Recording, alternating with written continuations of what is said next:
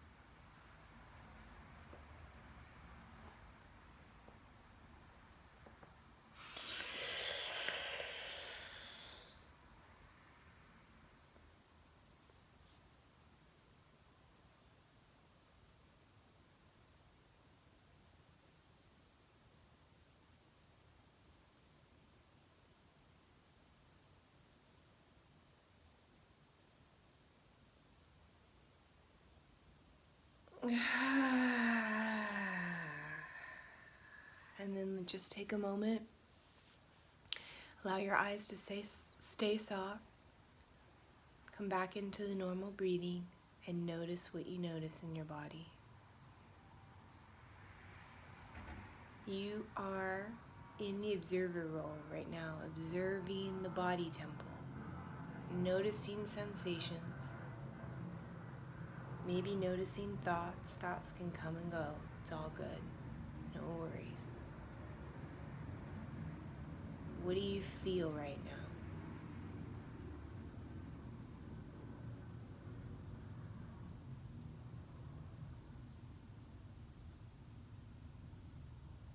Yeah, so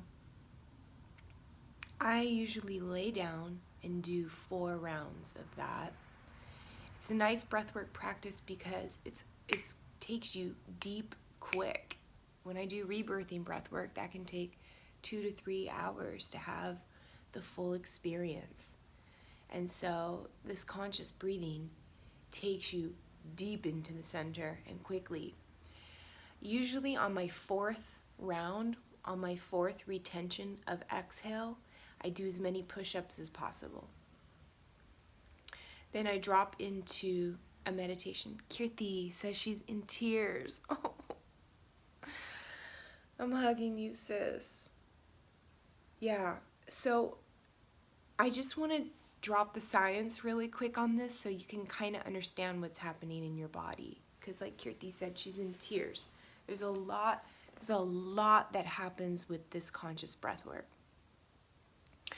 So like I was saying prior, what happens is you're oxygenating. Yeah, you need to be held by yourself. Yes. Yep, your body is speaking to you in this practice. Sensations are coming through. Messages from the body temple are coming through. And especially I love the retention of the exhale. I've always in my life struggled with exhale, holding the exhale in other pranayama styles. Because I often feel like, oh my God, I got to take a breath. But this type of breath work is you're oxygenating your body deeply and profoundly. And so what you're doing is, since you've been so oxygenated in the breathing, when you have the exhale and you're retaining the exhale, although you're not continuing to breathe oxygen in, you have oxygen blasting through your whole body system, and you've alkalinized your blood. And so the oxygen levels are super high. And so in that practice, then the oxygen levels start to lower slowly, slowly, slowly, slowly, super slowly. And then that moment when you feel like I gotta take a breath, that's the moment where the body's like, let's go. And you're charging it back up. And then you're charging in, you're taking in that profound inhale, again, holding this blast of oxygen, and then you're blasting freshly oxygenated blood through the whole body temple. And so what is happening is you're going beyond the thinking mind. You're going past the limbic, into the brainstem, into the reptilian brain, into the autonomic nervous system, and you are, with conscious control, impacting the autonomic nervous system. It's incredible. And so, yeah, you might have emotional flows come up and through. You might feel things you've never felt in your body before. I know when I do this practice, if anyone's ever seen an Alex Gray painting, he's the entheogen artist.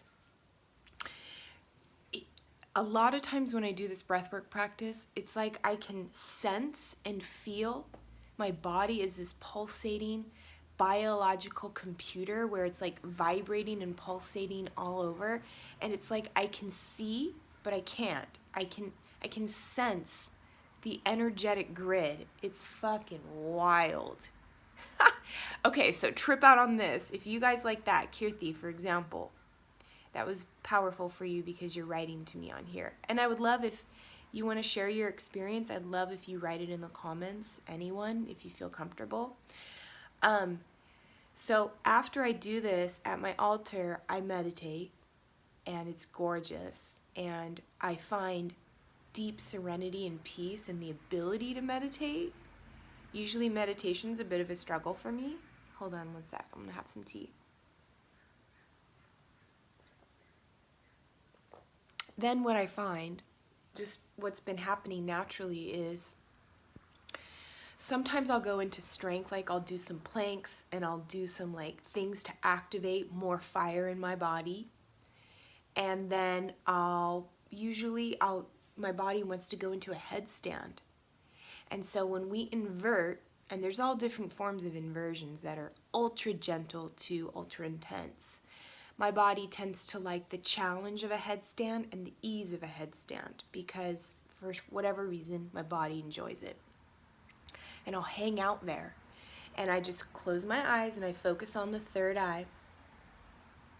And I'm usually seeing a cool little show in there. And Wim Hof will say that you're seeing sort of the neural pathways when you're seeing the light show in the third eye, and some of you might have experienced that in this breathwork practice. So I'll just chill there, and I'll blast my brain with freshly oxygenated blood, and it feels fucking dope. Then when I come out of it, again, I meditate a bit to bring back some equilibrium in my body. And then I just go into intuitive movement flow, and I'm just flowing. I put on music that I love, that feels great for that moment, and I just start the flow here. And I try as much as possible to not have the editing mind being like, oh, that looks stupid, or what is that? It's like, no, how does my body want to move in these moments right now? And I just let it flow. And like Kirti, you could probably relate to this part. For people who are trained dancers, it can be very challenging to access authentic, free, raw, uninhibited flow that's not like the technical mind editing and observing and critiquing, right? So, or just all of us who are taught social etiquette or the way to hold the body or the way to move the body, all that shit comes up. Anyways. So yeah, that's usually what I do, and then the way I close it out is I go and I jump in the cold shower. So, well, this is what I'm doing. Like I was telling you, when I started doing the Wim Hof method, I hated the cold, hated cold water, hated cold weather, boom. So my first cold shower was like 10 seconds of being like, this shit sucks, I hate it. And every day I kept doing it. And he says, start with your hot shower. And then what you do is you tell your body, okay, we're going to do a cold shower now. So you're telling the body to prepare. And if you've done the breath work prior, the body's already prepared. And so what the cold water therapy is you are creating a controlled environment to release adrenaline in the body. So you're creating a controlled, stressful situation. And the biological human body needs a certain degree of stress for it to do its regulating. And so he's saying so much of our sickness and disease and mental disorders and all the fucking whole gamut of what we're dealing with as humans is due to too much comfort. Too much convenience, too much comfort. And that our biological bodies need to be out in the elements. And that is what teaches us to have conscious control over the body. So Kirti says, yes, I do the same every week, increased by 15 seconds. Dope. Yes. So what I found, trip out on this, for somebody who started at 10 seconds and hated every second of it, yesterday I did 90 seconds. And it's been, I don't even know if it's been 2 weeks of doing this practice. And I was just like, bam. And then yesterday I went with my daughter to the beach. It was literally San Diego. It was cold. And there was wild winds whipping. It was raining. It was fucking cold, all right? I was like, let's do the Wim Hof breathing. We did some conscious breath work, and we blasted in the ocean, and we were out there. We were chilling in the cold-ass ocean. And I went back, and I was floating in the cold-ass ocean. Me. And so, yeah, I'm just seeing big stuff happening. let's see, Kirti says, look up the Alaskan blueberry. Okay, I will. Oh, wait, you told me about the Alaskan blueberry. It holds the nutritional benefits of growing in Alaska. Exactly. And so, for those of you that don't know much about Wim Hof, he's the Iceman, and he holds like 26 world records for doing crazy ass shit, like submerging in ice for 80 or 90 minutes, or 2 hours, chilling, surrounded like in ice, swimming under ice up in the North Pole. He holds like world records for that. He's climbed Mount Everest and Mount Kilimanjaro in shorts. And so his whole thing is like, listen, breath work, something as simple as breath work that is free and everyone on the planet has access to. If you're in a body, you can breathe. And cult therapy, and devotion, commitment and devotion. And so a lot of like exercises and stretches and strengthening exercises can help build the strength and devotion and consistency and commitment of the whole practice. And it's super simple, but I mean, he's like, I've seen countless cases of people who have managed their depression, their anxiety, their trauma, their PTSD, their mental disorders or mood disorders, and then autoimmune diseases, all kinds of autoimmune diseases, diseases in general. He says people with cancer. I mean, it's like the whole freaking gamut. And so for somebody like me, who I'm in a space of recovery from, you guys know, from cancer and cancer treatment, and how my body was really ravaged by the treatments, more so than the fucking cancer, right? I'm experiencing arthritis and fibromyalgia, brain fog, depression, anxiety, PTSD, the whole fucking gamut. I'm utilizing this practice and I'm making myself a guinea pig, and I'm already seeing impacts quickly, really quickly, in my moods, my energy levels, and my devotion to my practice, and my devotion to want to move my body again, and presence the pain, and come out of the fight, flight, freeze response that's stuck in my body. And when you have trauma and PTSD, and unresolved trauma, it loops over and over, and it's like fucking hell realms. Or for example, people with anxiety, you're constantly looping and running that nervous energy, and it's jacking the immune system. It's hijacking the immune system, because that constant chronic stress is debilitating and it breaks down the immune system. And so these simple practices are the antidote to that. And I mean, I'm not giving it justice in the way that I'm explaining it to you, and it's nuanced, and I've literally been studying him hardcore. There's many interviews and podcasts of him on YouTube, and he's a trippy ass dude. He's fucking dope, and he's a real human being. And I mean, he's like, I just want to help people. And he's very clear and articulate in speaking about how there are industries that are thriving off us being sick. You know, the pharmaceutical industry, the whole Western medical, or the whole fucking gamut, all of that. I mean, even the agriculture and industries and the food industries of what we're being fed, or just the whole society thing of like comfort. And as humans, since that's what we've grown accustomed to, that's all we want. We only want to be comfortable, myself included, you know? And so, but even something like cancer taught me, dude, getting outside your comfort zone is literally, I know it's that cliched thing, but it literally is where all the magic is at. When you are deeply traumatized or deeply depressed or whatever, there is a time and space for being retracted in the cave, in the cocoon, no doubt. And so I do think that there's strong need and benefit for deep rest, true rest. And there's also a need for us to consciously choose and decide and move outside of our comfort zone. And that's how we create balance in our lives. And we are animals of the wild. We are wild animals.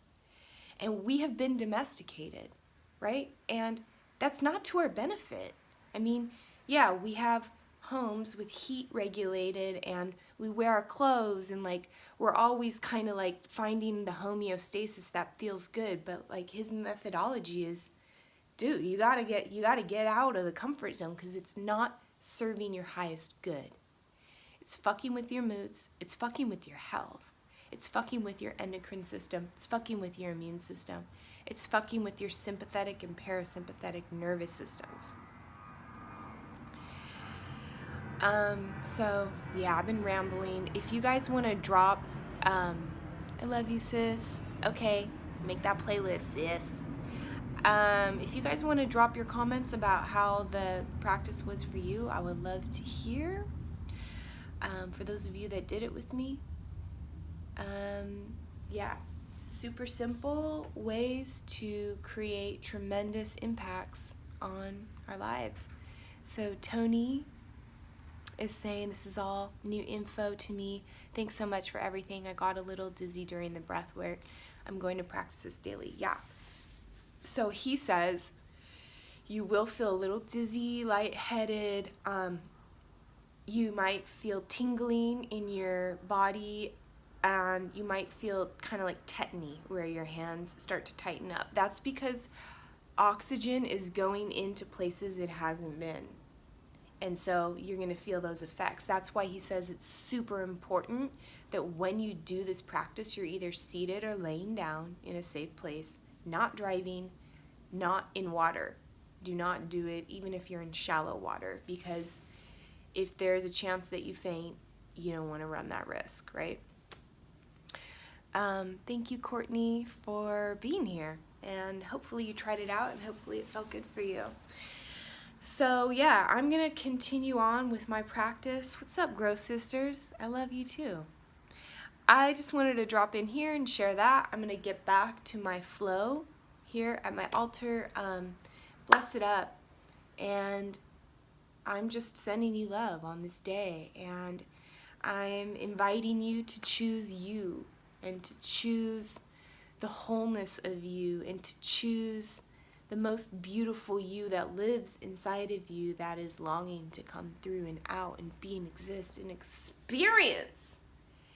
And like I can say, I just had a session with Kirti and Shofar the other day, and I had this really profound realization that pain is my norm. Pain in my body is my norm, and that my birthright also is to feel pleasure. And so when we are in chronic pain, for those of us that are, for whatever reason, if it's, depression and it's mental pain, or it's anxiety, or it's physical pain, or whatever it is, financial hardship, whatever the chronic situation is that is so uncomfortable, and that becomes our norm, that can just feel so daunting and overwhelming, and it just kind of makes you want to shut down and stop feeling. So we do all kinds of numbing out and disassociating. But there is tremendous healing in coming back online in the body. And there are very simple and profound ways of doing that. For me, what I'm finding, the magic formula, is the conscious breathing, the intuitive movement, the strength and stretch, blasting my body with the highly oxygenated situations, the cold therapy, eating plants, eating nature, eating real food, real food. And my nature therapy, getting out in nature. I try to get out and ground into nature and the elements every single day, because there's a wild animal that lives in me. And I realize that I have been domesticated to the degree which I don't even fucking know who I am, and I don't even know my potential. So I'm just on a journey where I'm like, guess what? I am going to explore the depths of my potential. And I want to share my experience with as many people as possible to hopefully inspire and to invite you on your own journey. Come along for the ride, dude. Like, we didn't come here to be domesticated sheep. Feel me? So, peace, blessings, love. Enjoy being in your body today. Find things that help you feel more alive, more embodied, more whole, more stoked on being in a body. You came here to be in a body on purpose. You're not here by accident. It's not just some fluke that you're in a body. What's up, Brido Tribe? Oh, I'm glad you're feeling me. What's up, Free Piano? My peoples. These are my peoples right here. Yeah, our souls chose to be here on purpose. We are here right now on purpose. Specific. Soul mission. You are here on purpose. Whether you're consciously clear on why or not, that's part of the path. If you're not clear on it, that's part of the fucking path, is not being clear on it. Because you're in this moment, if you're in the moment of like, why am I even fucking here on this planet? This place is a wreck. It's hard to be here. It's chaos everywhere. Shit's going in hell in a handbag. And my life is but. I strongly believe that like we have these circumstances set up for us to have the forgetfulness, to have the remembering. So if you're in a space of like, what the fuck? I truly believe it's by divine design and it's calling you home. And guess what? Every single answer is inside of your body temple. And the more you're embodied, the more you have access to that. This is your masterpiece. This is your work of art. This is your work in progress. So every day, it's like you get to go on fucking an exploratory journey into inner space. So enjoy it. I love y'all. Be well. Peace.